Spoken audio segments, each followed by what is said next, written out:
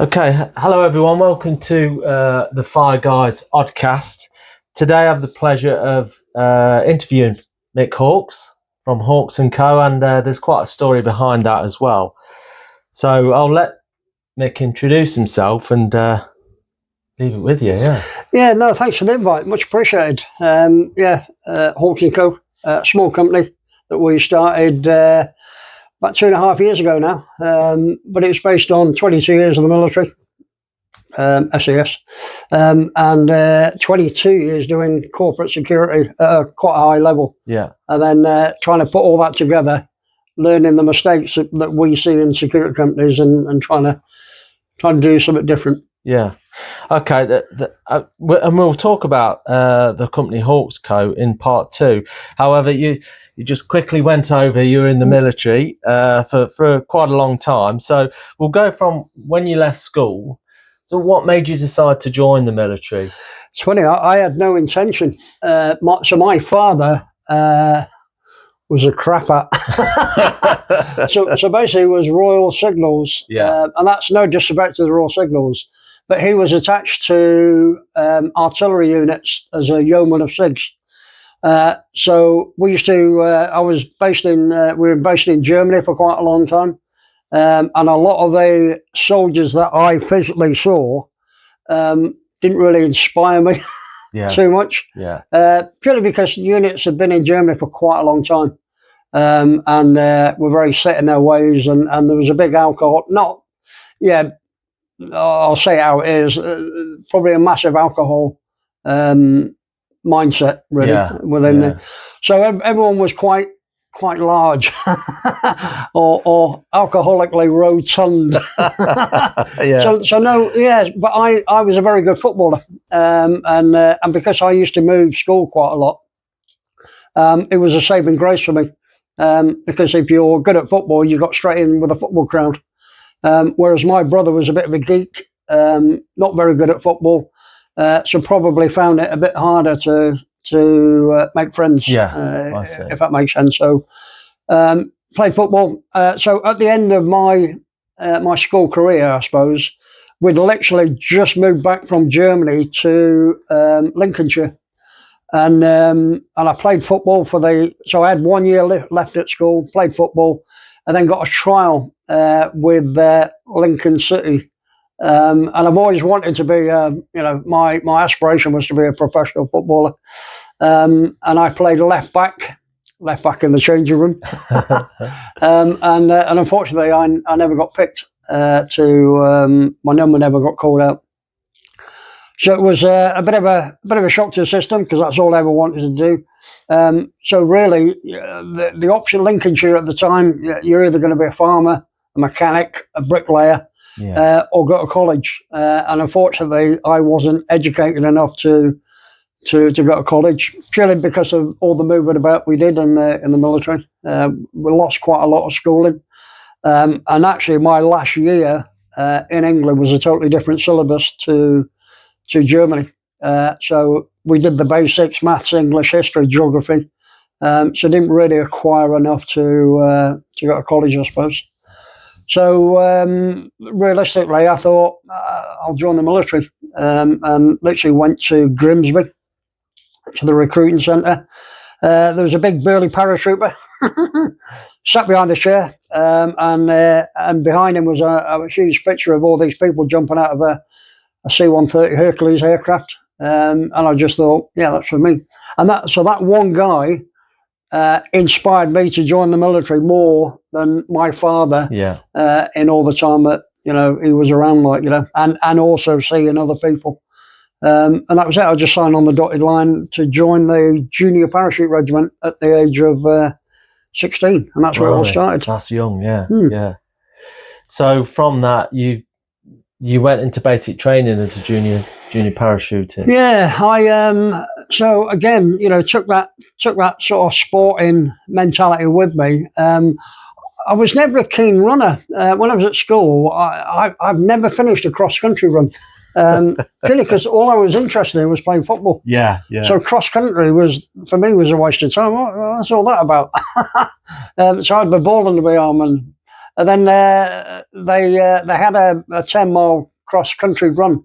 We went to Aldershot, and probably about 300 of us knew the new people in the September intake of 1976, or 75, sorry, and I came second on the cross-country run. Yeah, so I ended up in the cross-country team, the Junior Parachute Regiment cross-country team. Yeah, which is great because it got us travelling all around the area. Played football, but they had a thing called gym platoon, that used to tour the country, do gymnastic displays. So I just thought, and I'm not a gymnast, I can't even touch my toes, to be quite frank. So it was a slightly different sort of, it was jumping on trampettes and doing somersaults and all that sort of malarkey.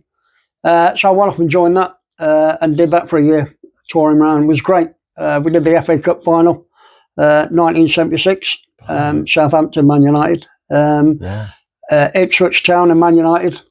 It's funny because both times Man United lost 1-0. I think we were a bit of a jinx to them. Came out of that, and then it was time ready because we were now 17 and a bit to go into proper recruit training. So we joined about week 5. Because you've done quite a bit in juniors, so you could march and all that lot. So basically you join recruit training at the age of at week 5. P company I found quite tough because I was still a young lad. Managed to get through it okay. Then got to about week 15, and we were in. I think we were. Getting ready to go on a senior Brecon, I think, not senior Brecon, advanced Wales, is what they called it. And we went for a run on a place called Hankley Common. No medical facilities, we just went out there for a run. And the instructors, just for a laugh, they wanted us all to jump off, do a para roll off a tank burn. Now, none of us were para trained at that time. Didn't know what a para roll was. Basically jumped off, and everyone jumped off okay. When it was my turn to jump off, landed, and we just had a bit of a crack and literally snapped my ankle. So obviously all the boys are a bit hacked off because they then had to carry me. And it's about 5 miles outside of the camp, I suppose. So it was a 5-mile run back to the sick bay. Had a look at the ankle, sent me straight up to Cambridge Military Hospital. They x-rayed it, they manipulated it into place. Obviously put me to sleep, thankfully. Manipulated it. And then 2 weeks later, re-x-rayed it and then realised that it hadn't knitted properly. So it had to be pinned. So they pinned the ankle, which then put me back quite a fair bit. Got it up and running. 6 months later, back out running again and everything else. To be then called into the CO's office, training wing, training major, with a doctor who advised that I couldn't parachute again and probably transfer to an infantry unit. So one of the biggest mistakes I ever made was leaving the army. Because I was indoctrinated. You're only a young, potential paratrooper, but you've been in that environment where all you want to be is a paratrooper, and going elsewhere wasn't an option. So big mistake. I actually left the army for about 6 months. Realised it was a big mistake. Went straight back to Grimsby to rejoin. I had a really good report. Big red letters, no parachuting on my docs, and they looked at it and said, "Listen, do you fancy being a commando?" And because it was an army office, it was 5'9" or 2'9" commando, so artillery or engineers. And because my father was attached to a lot of artillery units, I just went artillery. Yeah. So went back into training, which was a bit farcical, really, because I'd only been out 6 months. And got to week 15 of the parachute regiment, so I had to then go down and do basic Royal Artillery training. A bit farcical in a way, because I got given best recruit, best shot, and best gym. So all the three awards I got, like, you know. The only other award that wasn't available was, you know, most improved. Yeah. Someone else got that, like, you know. So I wasn't comfortable getting them, like, you know, because I had a massive advantage, obviously. But that, you know, it is what it is. And so I didn't really take the passing out parade. You know, none of my family came down because I didn't want it to happen. Like, you know, it was just, you know, one of them things. Okay, I passed, and, you know, get on with it.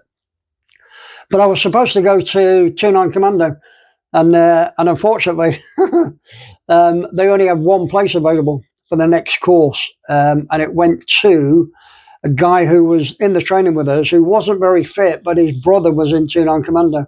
So he got the nod, and me and this other lad that wanted to go to 29, who were quite fit, ended up going to Germany for 12 months, which was a bit of a shock, because I ended up going back to the place where I used to go to school, and these large rotund people. So I ended up in the alcoholic battery of the alcoholic regiment in Germany, which was a bit of a culture shock. But again, you know, straight into the fitness side of it. So cross-country, football team. I actually got into tug of war. Even though I was quite a small lad, they had me in the lightweight team. And I actually pulled in the catchweight team as well. So some hefty big lads and a couple of skinny lads as well. And they always had me on the front of the rope to try and scare people, looking at the opposition, trying to put them off. But it was great. But then, you know, I then got the opportunity of going over to 29. So came over, did the commando course. Unfortunately, the first commando course, you basically do a beat up, which was actually harder than the actual commando course, because 29 had a really good work ethic and mentality that every person from 29 that went to do the commando course passed. And the reason being is you got a massive beat up before it to make sure that you were, you know, really fit. So it was very rare for artillery guys to fail. So that beat up, once you finish the beat up, you then got shipped up to Lympstone.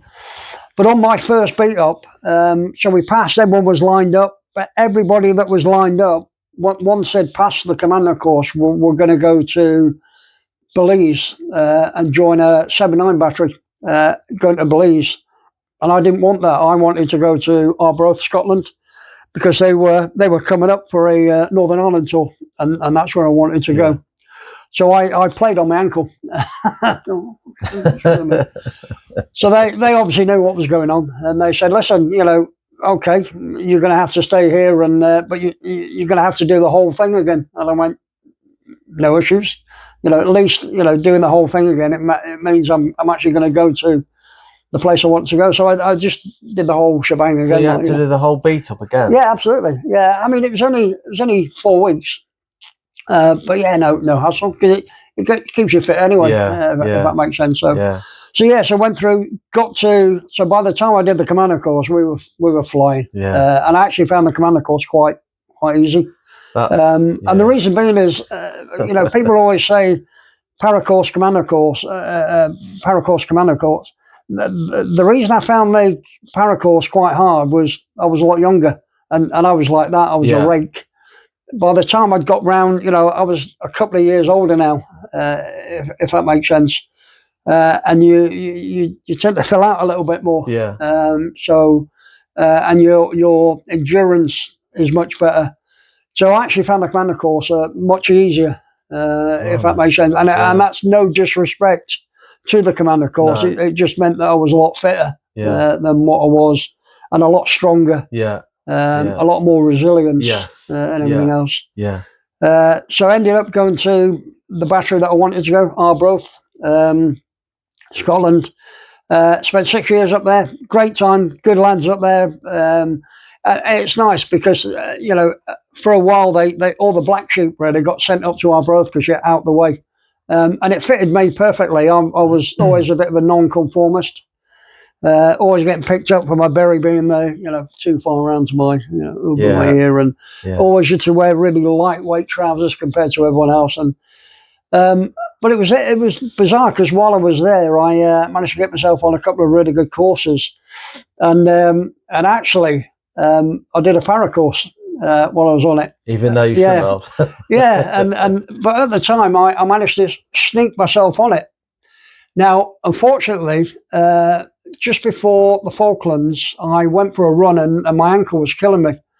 So I got taken in and they x-rayed it and went, "You've got a pin in your ankle." And I went, "Yeah, it's been there about 3 years now." But you do realise that should have come out after 18 months. Well, that 18-month period was actually when I left the army. Oh, so I totally forgot about it. Yeah. You know what I mean? And so they said, "Listen, it's probably moved, so we're going to send you down to Woolwich Hospital, military hospital, to get it taken out." Went down there. I asked the nurse, "Can you put the pin by my bed because I'm going to put it around my neck, over there." Woke up from the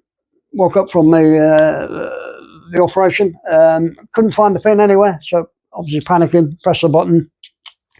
And he went, "Oh, we couldn't get it out, so we just buried it deeper, if that makes sense." So, wow. So the pins are still there now, So when the Falklands came up, now I was on the OP's observation post, so nothing to do with the guns. So we direct gunfire. Yeah. So we were working with 4-5 Commando, Yankee company, 4-man team.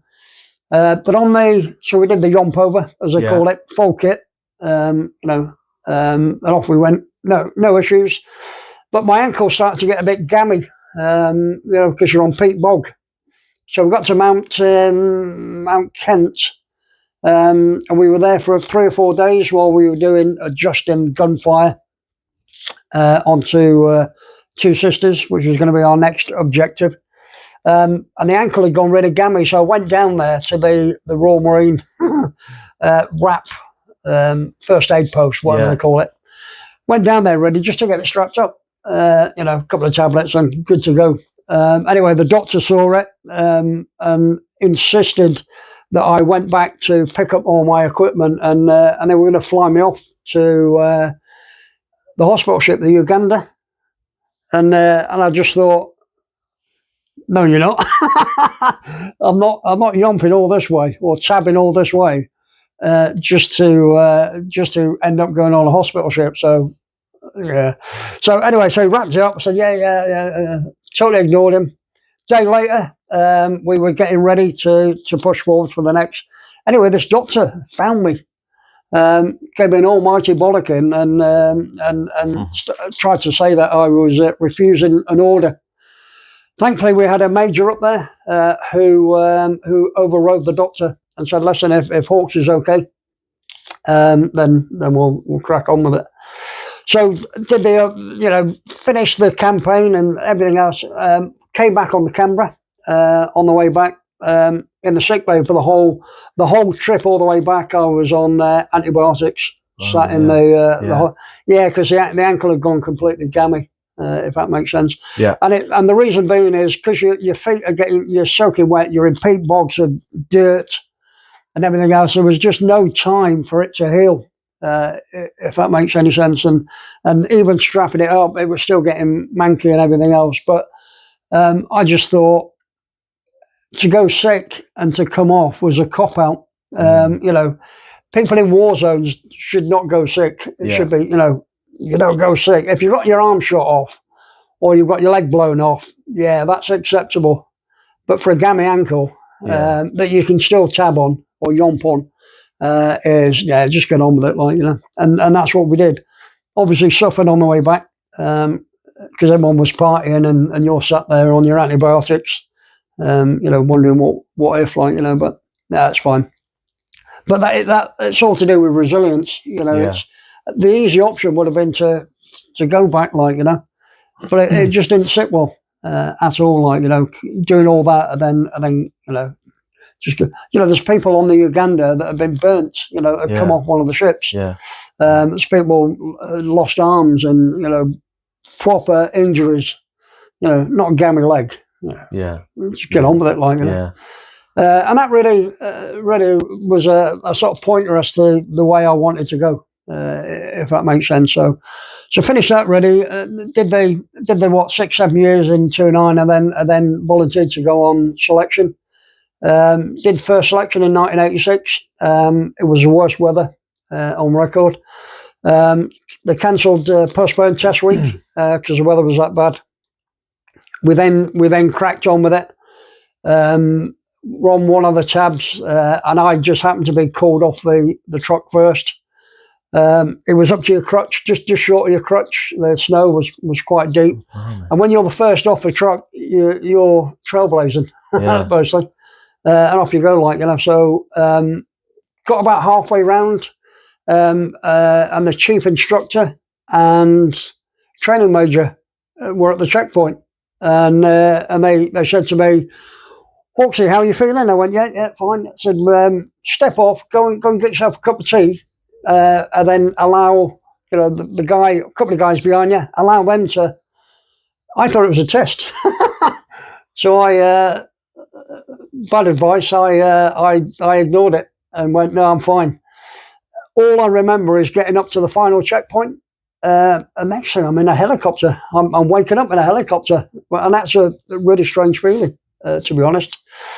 Ended up in the sick bay, and the chief instructor came in, the training major came in, said, "Unfortunately, the doctor's not going to allow you to continue," because I just thought that was my gypsy's warning.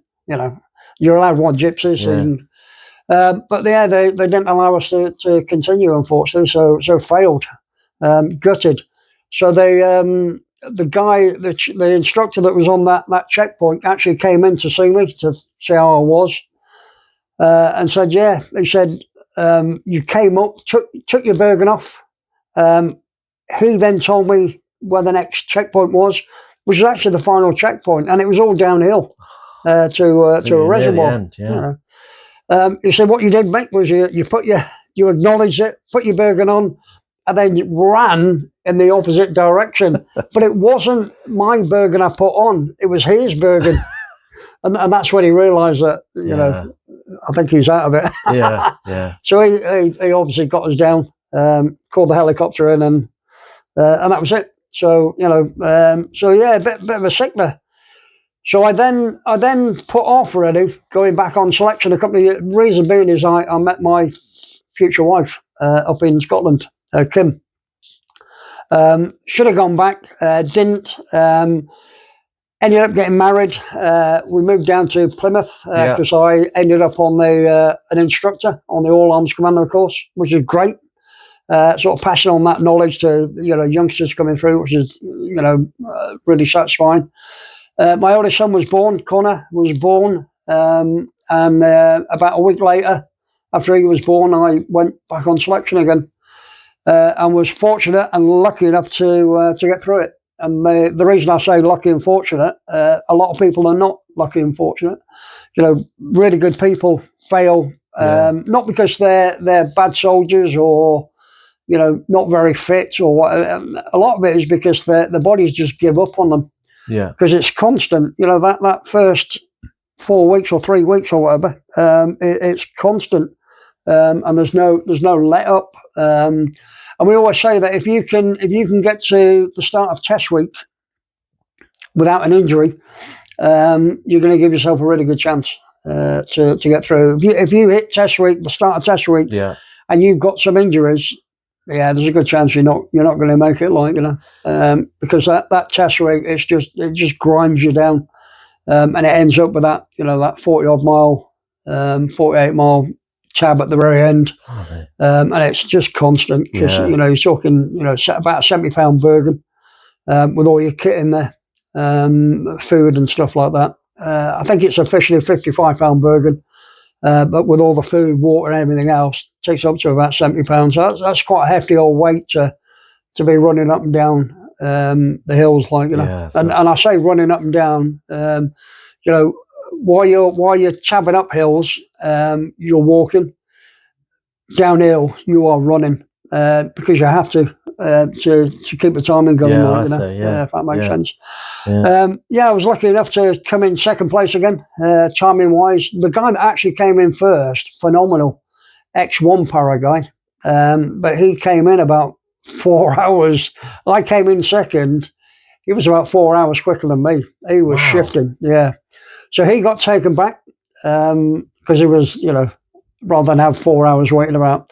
So I then came in expecting to be taken back, and got on the back of the truck in your sleeper bag, and then it was just a matter of waiting then for quite a long time for the vehicle to fill up with other people. Yeah. And away you went, So how many started on your second selection? How many started? So about 180. Bear in mind that this wasn't a joint selection. This was SAS. Yes. SBS were still doing their little thing. Yeah. So about 180 started, and 12 of us passed. Wow. At the end of it. Yeah, that's... Yeah, which I think two were officers. And it's funny because in the little 4-man room that we had, because it was at Sterling Lines. Yeah. So it wasn't, as it is now. This was at Sterling Lines in Hereford. So we had a little 4-man room, and 3 of us passed. That were in that 4-man room, the original 3. Yeah. The only guy that failed it was a vet corps guy, bizarrely, who, when we turned up on the Sunday, he was actually on duty on the Saturday night with his dog, guarding the officers' mess. So when he turned up and he told us about this, we were like that, So, because some units just don't support some units think that you're actually deserting them to come on SAS selection. Not, they don't have a mentality of, if this guy passes us, actually it looks good on our unit. Doubt. Yeah, definitely. So they didn't support him, and we felt a bit sorry for him. So when we did that 7-mile run that you do, a bit of a warm up really, a bit of a doddle to be quite frank. He failed it. So unfortunately, good for us because it meant that we had a bit more room in our So his bed got put on edge, pushed his bed up, stole all his goodies because he had loads of washing powder and all that sort of stuff. So listen, you're not going to need that anymore.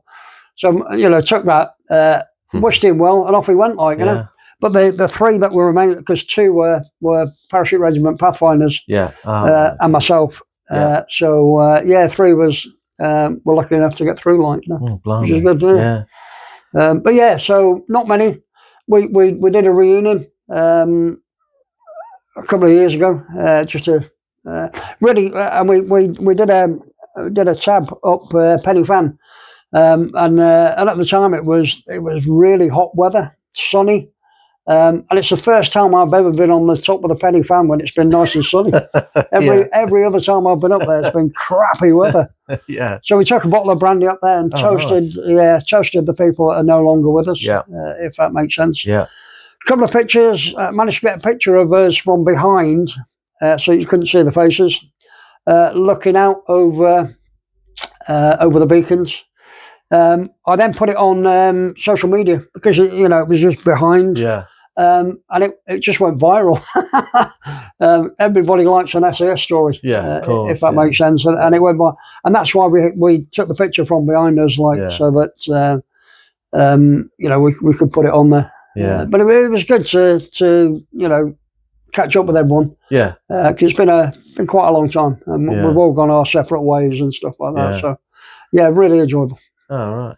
I mean, we could carry on talking about your military career for a long time, mate. And I know there's some stuff that we probably couldn't talk about on camera.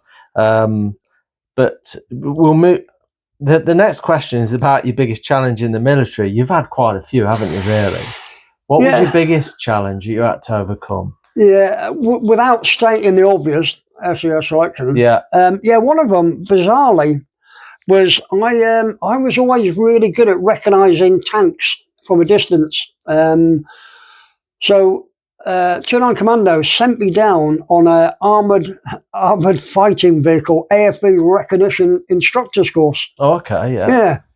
Purely because the Royal Marines up in Arbroath, they ran this AFV course, and I got everyone right. I just seemed to have a knack for recognising it. Yeah. They would show you a little part of a tank, and I would recognise it straight away. So bizarre, really. Everyone thought I was a bit of a freak. Where did that come from? So I then started buying loads of books on tanks and studying up on it. Yeah.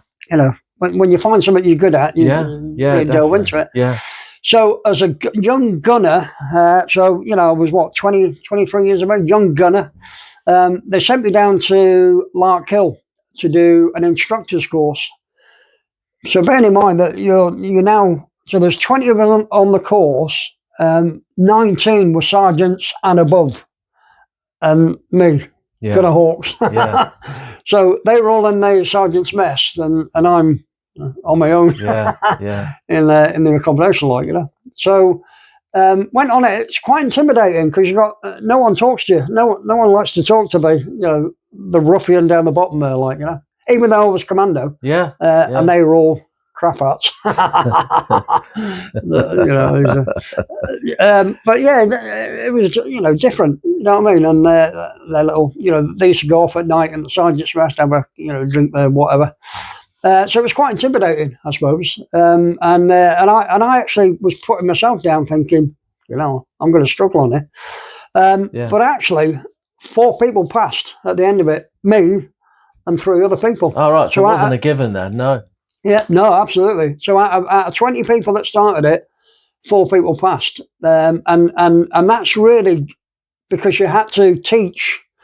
So you had to stand up, and this is the first time I'd ever actually instructed people.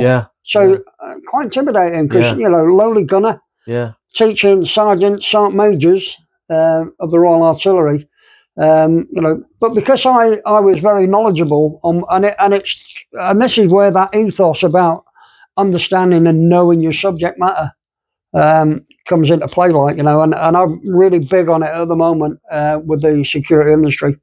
Is people that instruct should know their subject, not something you just pick up and chalk off a slide. So that's where it all started from, really. So I knew my subject. Managed to pass it, great. But what it did do is when all the lads did their basic gun course, firing artillery piece, they had to do a week of AFV, or 5 days worth of armoured fighting vehicle recognition, just in case a tank came through the gun line so that they could recognise it and take it out, if that makes sense.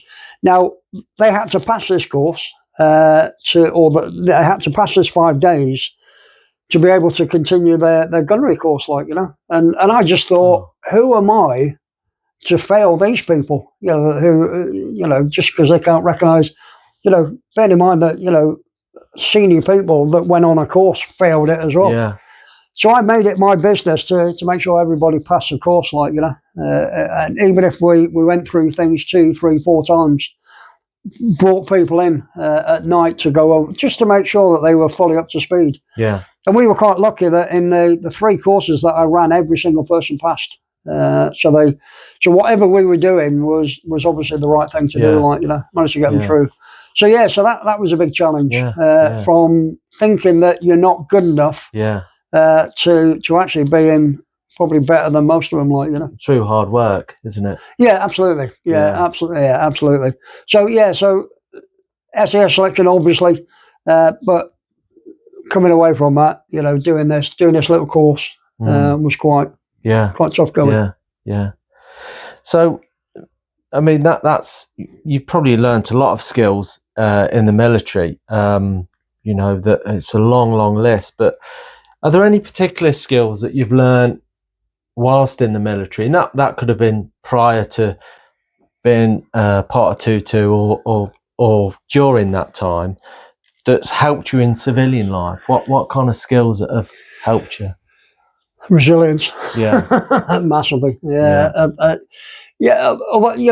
army are very good at taking individuals and developing their mindset and everything else, but it's really down to the individual whether or not he's got that resilience to and I think because I've had so many, 15 not getting picked for Lincoln City. Sorry, you can't parachute. So in the first sort of 2 years of my adult life, you have two major setbacks. That sets you up really. Yeah. Yeah. So coming off SAS selection for the first time, Yeah. it's a massive knockback. Yeah. The feeling of having failed, and it is, you've failed selection. You might have, might be unforeseen circumstances why you came off, but ultimately, fail. Yeah. Okay, then you got to go back. So having them sort of knockbacks gives you a bit of resilience. So I would say, without a shadow of a doubt, military-wise, one thing it's taught me is resilience. Yeah. Keep it. Just no matter what happens in life, just flipping get on with it. Yeah. And also, I mean, the next thing I'd like to ask about is the transition. So from the military, you're in the military for a long time. You've done a lot. You've a lot of experiences. You've a lot of skills, and then you've gone back into civilian life. Now, I know a lot of veterans and former armed forces find it very difficult. How did you find that transition? Yeah. So I was quite lucky that I managed to get into a job where I was going to be for 4 years in the gas and oil industry. Yeah. When I first left, you've got an edge about you, without a shadow of a doubt, undercover work in Northern Ireland, all that sort of stuff. You've got an edge, bit of a sharp edge, and how you deal with people and stuff like that. You can't do that in Civvy Street. You have to knock them edges off. and I was really lucky. I was in Kazakhstan, where sometimes you needed to keep that edge, because you're looking after, Italians, Americans, Brits, Kazakhs, and Russians, and they all like to drink at a weekend on their day off, which is a Sunday. So on the Saturday night, it was mayhem because everybody used to drink. It was a bit of a drinking culture out there. So sometimes you needed that edge that you had in the regiment to get the message across to people that, wind your neck in and get on with it. But when you're talking to corporate individuals, senior managers, you really had to get that edge taken off you and bring yourself down. So that it took me 4 years really to get to a level where I was no longer ex-SAS. Yeah. I was, corporate security guy. Yeah. Mick, with an SAS background. Yeah. But I'm not saying it was easy. It was tough going. Yeah. Because some of the civvies that you were talking to, they would look at you and think, "You can't talk to me like that." Well, I have. Just get on with it. It was the days when, yes, everybody had a computer, but I preferred knocking on doors to get the message over. Why send an email to someone when they're literally 3 officers down? Just knock on the door. I can remember being in Equatorial Guinea, and I had a major run-in as a security guy with the HSE manager. And the reason being is one of his people had driven a vehicle drunk, and I said, "Hold on, you're the ones that preach." So I said, "Listen, I'm coming over for a chat." And in the end, he threatened to have me arrested, But it was better to talk face to face than it is to forever emailing and stuff like that. Yeah. So there's, bearing in mind that SES people, it's easier to make that transition out because it's not like normal Green Army. It's not TikTok, for a guardsman. And this is no disrespect to the guards. But when you've done 22 years in the military, you've done 22 years in the military. In the SES, it's not quite the same, because you don't have that discipline, not that mentality of marching everywhere. Yeah, everything's TikTok. It's not like that. And bear in mind that a lot of the time you're in civilian clothing anyway. Oh, I see. And a lot of times you're actually dealing with civilian. You're dealing with the police all the time. Yeah. When you're doing the anti-terrorist stuff. So the transition for regiment guys, I would say, is much easier than normal Green Army. Do you think also what helped? Sound like you had a plan as well when you were about to leave. Is that true? Yeah, it's funny because I detest the UN with a vengeance because of Bosnia. Yeah. Absolutely hate the UN with a vengeance. So I just thought, I know, I'll join them and I'll make it better. So I actually applied. So my thinking was I'm gonna join the UN and I'm gonna get it sorted out. Yeah. Like, make Okay. it. And anyway, that fell flat because what they did was they offered me a job. So bear in mind that my shadow rank was Sergeant Major. So I was Staff Sergeant in the SAS, and so Sergeant Major shadow rank. Sent my CV off to the UN in New York. And Chechnya was just really kicking off, and I just thought, preempt, I'll volunteer to be head of security for the UN in Chechnya. If you went to Chechnya, you're not going to get more high powered than that, I suppose. And they never went. So, but that's the level that I was striving for. So I get a phone call from New York. Said, "Oh, Mr. Hawkes, yeah, we've got your CV. We've got a contract here." I went, "Oh, fantastic." Said, "Have you got a fax?" I went, "No, but I'll just quickly nip down and buy one. I'll see you the number." And then that evening, me and my wife at the time, we were sat, midnight. The fax started churning away. And, as you do, all that reams and reams of crap that comes through. Right. Terms and conditions, pay, blah, blah, blah. And basically, they wanted me to be a security guard on a gate in East Timor. Security guard. And I went, so I rang them up and went, "So have you got the right person?" I said, "Have you got my CV with you?" They went, "No." I went, "Oh, yeah." And basically what it was they just wanted a security person, because you get thrown into a pool of all these people.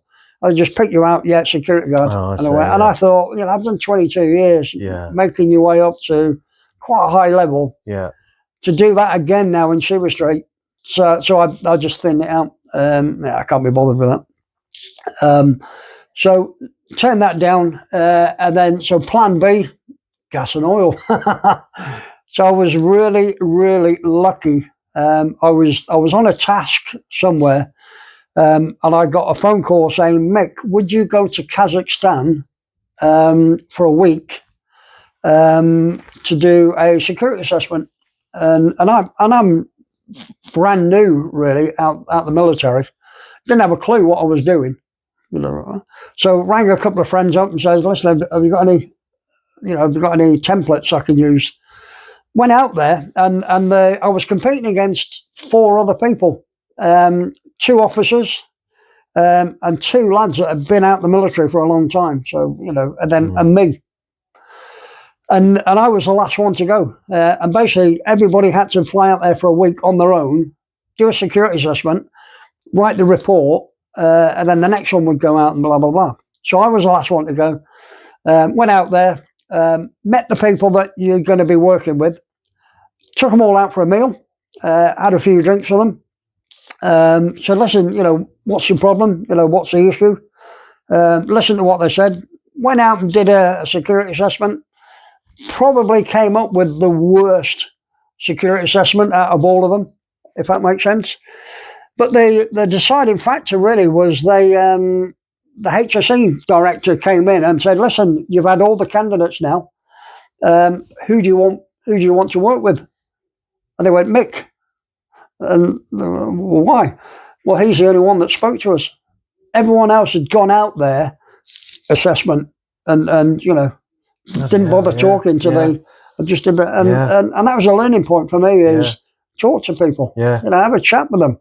And find out what's going on. And that set myself up ready for Silver Street, proper Silver Street work. Is you've got to understand what the problems are by talking to people. You can't just go out there. I'm a security guy. It just didn't work like that. And that's how I got the job. So that was my first sort of footsteps really into gas and oil. And it was quite dangerous because it was sour gas, which is quite dangerous, if that makes sense. And quite an interesting job, but it got my teeth into gas and oil, and I really enjoyed it. It was a construction project. Building on there, had some really challenging times. Really, there was a little village that they wanted to move the whole village out. to move them into a town or a city. They refused to move for ages. We went down one night, took a load of beers down there to speak to a couple of the villagers, and during drinking beers and chatting away, managed to talk a bit of sense into them, and shock horror. The next day they agreed to move, so the company had been in there for months trying to persuade them to move, but we're talking to them in the wrong fashion. We're coming across very authoritatively. Yeah, they don't respond to that. No. Kazakhs don't respond to authority. No. If you want to fight with them, they'll give you a fight, Yeah. But if you go in there with a friendly nature and explain things with an interpreter, with other people to get your message over, and they went, so that was for me, it was a massive achievement, to one, to help the company out of moving these people, but two, for the people themselves. They've now got decent accommodation. You can imagine these people have been born in these houses, little village, but it was in a sour gas area. It was flipping dangerous to be if that makes sense. So, a lot of challenges. The weather is another big factor out there. 9/11 kicked off while we were out there. Quite bizarrely, we were flying back to Kazakhstan about 2 weeks after 9/11. So everyone's already mega cautious. And we were on a charter flight. And it went from Stansted, all the Brits got on there, flew to Milan, picked all the Italians up, and then flew to Kazakhstan. Now, you had to cut the corner of Russian airspace. Looked out the window, 2 MiGs on our tail. Yeah. And all the only thing that kept flashing through my mind was that Japanese airline that got shot down over Sakhalin Island a few years before. So look at that. Anyway, they forced us to land in Moscow, and they basically got everybody off the aircraft, impounded the aircraft. So it wasn't us. No. We weren't the issue. It was the charter company. They never disclosed that they were going to be flying over Russian airspace. So basically they got forced, and it was good. It's good going in because it added an extra 2 days onto the. Thankfully, it wasn't coming out because I was on a 6 and 2 rotation, and then 2 weeks go really, really quickly. Yeah. So thankfully, it was going in. But quite a harsh sort of lesson, really. Yeah. Do your homework and make sure you tell the Russians that you're coming in, because they didn't mess about. Put us in crappy. Well, they didn't even put us in accommodation. Just left us in a really cold, isolated area on the airfield. We actually because we were there overnight, we actually took the cubicles apart because it was concrete flooring. So we just took all the cubicles apart just so that you got something warm on the floor. It was a nightmare. But they then flew us down to a place called Samara, picked up in buses, and then driven over the border. But quite interesting. Especially looking out the window, seeing 2 MiGs. I mean, it's interesting that, and it's a problem I come across when I speak to team supervisors, leaders, or managers.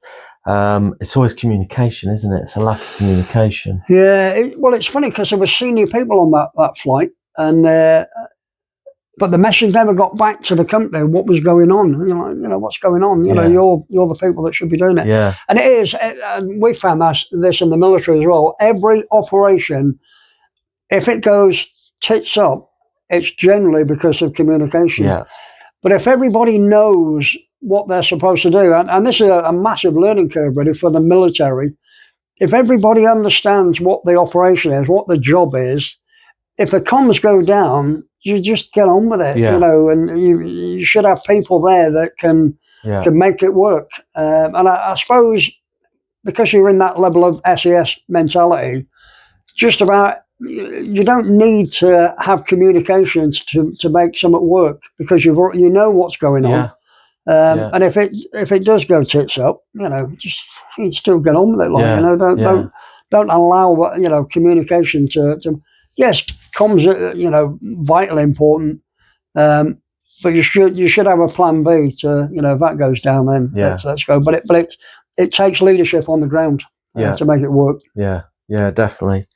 So talking about plans, has there any time that you've had a plan and it's gone really badly that you can talk about? Yeah. And why did it go bad? Well, the first one was the obvious one, was when I left the army as a young lad. Yeah. That was because I was in parachute regiment or nothing. Yeah. And living there. And literally it was 6 months later you realised, that was a bad plan and going back. But then, thereafter, other plans, you're talking about militarily. Any really, Nick? Yeah. So undercover in Northern Ireland. Yeah. A couple of sort of planning things you do there that don't work to plan.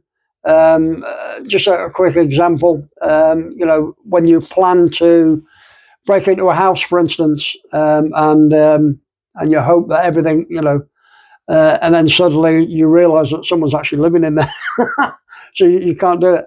But by doing something outrageous to find that out, otherwise you would have broken in, and it could have had a bit of a drama, if that makes sense. But I think planning and everything else still comes under that bracket of resilience. And everyone's got a plan until you get punched in the face, if that makes sense, as Mike Tyson always said, or as we say when we're doing the active shooter training, it's great having a plan until the back of your head gets blown off by someone. It's just having that resilience to be able to flick and go into plan B mode and just get on with it. Too easy to put your hand up and say, it's not going to work. Yeah. I suppose the obvious one for me is when me and Billy got captured in Bosnia. That's one plan that we should have identified. We should have realised that when they bring a Serb general up, the people that you were talking to the day before are going to be totally different. Because we do it in the British Army. If we've got a general coming up somewhere, then the security gets boosted. Yeah, I see. Me and Billy totally forgot that. Yeah. So we expected to go down and talk to the same people that we spoke to the day before, not realising that they'd brought their, decent troops up, and that's why we got captured. Yeah. And I like to, think that my situation awareness is top notch. After all these years, that's the one thing that really let me down, and it's really high profile. Billy mentioned it on Who Dares Wins, so we're doing podcasts and all that sort of stuff with it and explain. But it's the one situation which really let me so. I very rarely do I get caught out. Undercover stuff, Northern Ireland, working with MI5, all that sort of stuff. Your awareness levels are really heightened. That's one time it let us down badly. So, I mean, you say it let you down, but you're still alive. So, what got you out of that situation? Yeah, sense of humour. And again, resilience. To be honest, to be quite frank, was it a drama? Not really. Some of the stuff that we do in Northern Ireland, Bosnia, are very risque. So it's like you really, teeter on that envelope. That makes sense. And actually getting captured in Bosnia, probably the least of our worries. We unfortunately we had a fatality out there. A young lad was shot and killed. So that's the reality of when you're in a war zone, and in a conflict really where very unpredictable. So being captured, it was a bit of a pain, I suppose. Upset our day. Damn it, but it wasn't a drama. I personally didn't think it was a bit of a drama. Yes, you went through, but you've done interrogation on selection.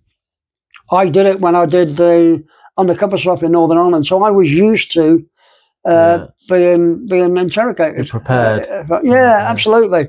And saying that, training different to reality. Yeah. but it still gives you a sense of reality and a sense of resilience, having been through the training beforehand. Yeah. And it really was very much akin to the Northern Ireland stuff, where you had to give a bit of a cover story to get you out of it. And unfortunately for Billy, I was the first one in to interrogation. And I just stuck to the story that I was a driver. I've only been here 2 weeks and I know nothing. And that was it. So they spent an hour, trying to get more out of me. And I just stuck with that, because I'd just come back from Northern Ireland doing undercover work. Yeah. So, pretty hard into a cover story. And just stuck with it. Unfortunately for Billy was our driver, so, but unfortunately for Billy, because he'd been there a bit longer than what I had, I missed all the beat-up training, the build-up training. Billy had been on a Serbo-Croat course, so tried to speak a bit of the language. Oh, I see. They just put 2 and 2 together and thought the driver, Mr. Thicky, waste of space, throw him outside. Billy got dragged in. This must be the sensible, clever one, because he's speaking a bit of the language. And poor old Billy went through the ringer. He got dragged in 5, 6 times, 7 times, something like that. Yeah. Whereas I'm out in the corridor, getting intimidated, threats and all that, but nothing untoward. You expect that. You expect someone to stick a knife in your ribs and give you a bit of a tickle and threaten you and all this sort of thing. You expect that, to be quite frank, and if you don't expect that, you're in the wrong place. Yeah. So I was getting intimidation, but he was actually going through the ringer of interrogation. And then finally we managed to get together, and Billy wondered what I said. For him to get dragged in all the time. And I just said, listen, Billy, I just told him I'm the driver. Yeah, but I'm the driver. Snooze you lose, mate. That's fair. But typical sort of military mentality, if that makes sense. And the other thing, I suppose, is when someone points a weapon at you in your face, it can be quite intimidating. But when they cock it and you expect them to have a round in the chamber anyway, on the front line, and they suddenly cock it, that actually spontaneously, me and Billy laughed. Which really upset this guy who's pointing the weapon, because he must have thought, what's going on here? Yeah. But it wasn't because we were trying to be smart asses. It was just, we were just thinking, hold on, he hasn't had a round in that. We could have taken him on, but we just assumed that he had he had a round in the chamber, as we all do. Yeah. But he didn't, so. Yeah, no, interesting. But like I say, it's my situational awareness let me down badly. But you came out of it. Yeah, absolutely. Yeah, came out of it, and it's funny because me and Billy were walking back and sort of talking to each other, and it was, it's one of them things, but we didn't make a song and dance about it. No. Didn't make a drama out of it. The only people that knew about it were the other 2 people in the patrol. General down in Sarajevo, who said, this is how we're going to get them released, and the squadron commander, and maybe 1 or 2 other people. Yeah. Generally, the rest of the squadron didn't have a clue. Yeah. And it's funny because Billy mentioned it on Who Dares Wins, came up with a story, and actually some of the B squadron lads that we were in Bosnia with rang Billy up and said, God, Billy, you've never been captured. Yeah. He went, actually, yeah, we have. We just didn't make a drama out of it. And it wasn't a drama. It's funny because I mentioned it to my 2 lads, and they actually said, Dad, that is a big issue. But at the time, let's get on with it, and nothing changed. The next day we were doing the same stuff again, Obviously, the meeting with the 2 generals, that was done and dusted. But it was just back to normality, just getting on, doing risque type work, if that makes sense. And that's why you're in the SS. You're there to do stuff that the normal Green Army don't do, if that makes sense. Yeah. And, although you're there officially as UN, we didn't wear any of that UN crap. Wearing the berry and UN, and which is probably why we spooked the Serbs, because suddenly these 2 people turn up. Don't look like UN. Pistols on the over the waist, and Yeah, we just didn't look like normal UN, and I suppose that would have spooked them, like, you know. So definitely. so it has a, you know, wearing UN, not wearing it has a, you know, pros and cons. If that makes sense. Not a big fan of body armor, and the reason being is the UN used to wear body armor all the time. But wearing body armor when you're dealing, and our job was to deal and speak to frontline troops, find out what's going on. So you turning up with a big blue helmet and your big body armor on, and they're wearing nothing. You know, you just you lose a bit of street. Your credibility goes out the window somewhat. So just, you know, just dress how they're dressed. You know, just get on with it. You know, and then that way your credibility in their eyes is much higher. Yeah. You know, you're not one of these UN clowns that can't do anything. Because at the time, UN were totally ineffective because they followed a mandate. We didn't, and that's the difference. And that's why they SAS, you know, are a lot more effective, I suppose, than other units, because we don't follow the party line, because you can't. If we dressed and did what the UN did, it would have been a waste of time having SAS people out there, because you're going to get stopped from going everywhere. You know, we should get stopped at checkpoints. We should even run the checkpoints over, knock them out of the way, and fuck off, and just go up there. Yeah. Literally, we came across 6 warrior vehicles on the side of the road, and what it was they had intelligence that the Muslims were doing. Had murdered some military people up in the forest. So they got wind of it. We got asked to go and, you know, find out why they couldn't get up there. So again, it was Billy, me and Billy, I think, maybe someone else. Anyway, we got there, little crappy old Land Rover. So we got these 6 UN warrior vehicles, armoured vehicles, big Radin cannons on the front. Yeah. Quite a potent force, to be quite frank. Of the light infantry. Me and Billy turns up, and there was they were held up at a checkpoint, and the checkpoint, literally going up the track into the forest, was 2 guys, 2 oldish Muslim guys with AK-47s sat in deck chairs, and they had oil drums, 2 oil drums, and a big log over the top. That was their checkpoint.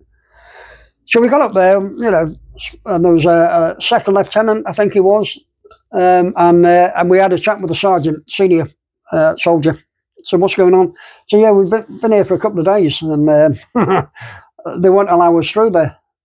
I mean, Billy looked at each other and went, you know, right, okay. So we walked over to the checkpoint, kicked over the oil drums, and just threatened the two guys. You know, hey, we're going up, like, you know.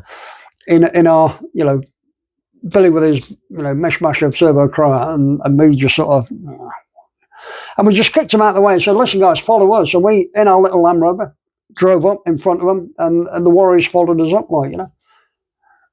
UN, you know, sticking with that mandate. You know, if they say you can't go up, you can't go up.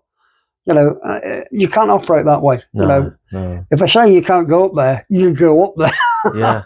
And they went up there, and they found the bodies of those that were in a shallow grave. Yeah. So this is now Muslims, you know, doing bad things, and that's what we've found when you're operating in different countries all around the world. There are bad people on both sides. Yeah. Same as Northern Ireland. There are bad people. Protestants, Catholics, doesn't matter. There are bad people on both sides. Yeah. Same as in Bosnia. And the good thing about the SAS mentality is, no matter what religion you are, it doesn't matter what side you're on. If you're a bad person, you're going to get it. You know, the boys are going to be after you because they don't take sides. If you're a bad guy with a gun, intent on harming someone, then the boys are going to. They're going to sort you out, like, you know. Yeah. And we found that, you know, French forces, for instance, were very pro-Serb. Germans out there, pro-Croat. Russians, pro-Serb. Yeah. Brits, you're all as bad as each other. You know, just get on with it, like, you know. Americans, very pro-Muslim. Oh, were they? Yeah. Yeah. Oh, right. Okay. But yeah, the Brits just just get on with it, like, you know. Yeah. I mean, all of this is fascinating. It really is. So we're about to have a break for part 2, which is going to discuss, what you do now, Hawkes and Co., which is just as fascinating and interesting. It really is. So just one last question. It kind of leads into the part 2. So what does the future hold for you, Nick? As of right now, I suppose it's trying to keep afloat. To be quite frank, I had a really successful career in not only in the military, but at the highest peaks really of corporate security. Running the security worldwide for a company with a fantastic record of 0 security incidents worldwide, operating in high risk areas. That's some achievement, like, purely because we had a blank canvas to start with, and also having very, very good directors of the company that were willing to listen to security, because a lot of people pay lip service to security. Yeah. SBM, company I was working with, they were the opposite. They were quite strong on it. So I know HSE, for instance, is massively important for companies. But SBM had that philosophy of, actually, it's HSSE, so you need to take security serious. So people would do an induction, they would join and do a safety induction, and then we would do a security induction as well, like, so got to that level. So and then sort of coming back now and writing a book, and setting up this little training, and it is very bespoke, I suppose. Yeah.